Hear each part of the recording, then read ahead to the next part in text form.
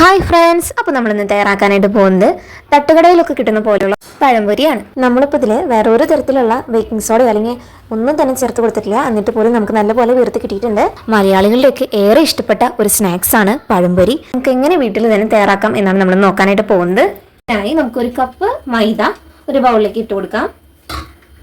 ഇനി ഇതിനകത്തോട്ട് 1/2 table spoon പഞ്ചസാരയും ആവശ്യത്തിന് ഉപ്പും 1/4 ടേബിൾ സ്പൂൺ മഞ്ഞൾപ്പൊടിയും അല്പം എള്ളും കൂടെ നമുക്കൊന്ന് ഇതിലേക്ക് ചേർത്ത് കൊടുക്കാം.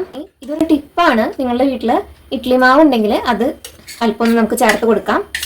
അതായത് ഇതില്ലെങ്കിലും നമുക്ക് ഉണ്ടാക്കാം, പക്ഷെ ഇതുണ്ടാക്കുമ്പോൾ അതൊരു പ്രത്യേക രസത്തിൽ നമുക്ക് കിട്ടും. അതുകൊണ്ടാണ് ഇപ്പോൾ നമ്മൾ ചേർത്ത് കൊടുത്തിരിക്കുന്നത്.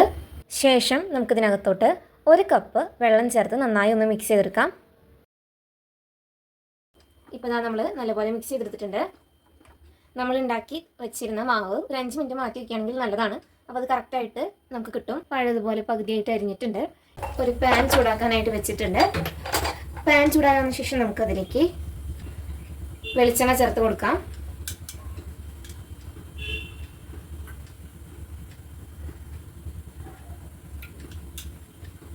ഇപ്പോൾ എണ്ണ ചൂടായി വന്നിട്ടുണ്ട്. ഇനി നമുക്ക് ഓരോ പീസ് ഇതുപോലെ നമ്മൾ ഉണ്ടാക്കി വെച്ചിരിക്കുന്ന മാവിലൊന്ന് മുക്കി കൊടുത്ത് പാനിലേക്ക് ഇട്ട് കൊടുക്കാം.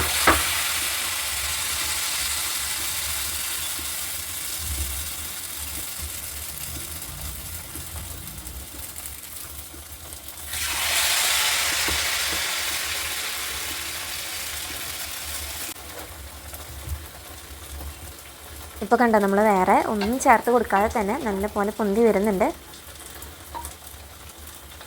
ഇനി നമുക്കിതാ മറിച്ചിട്ട് കൊടുക്കാം കേട്ടോ.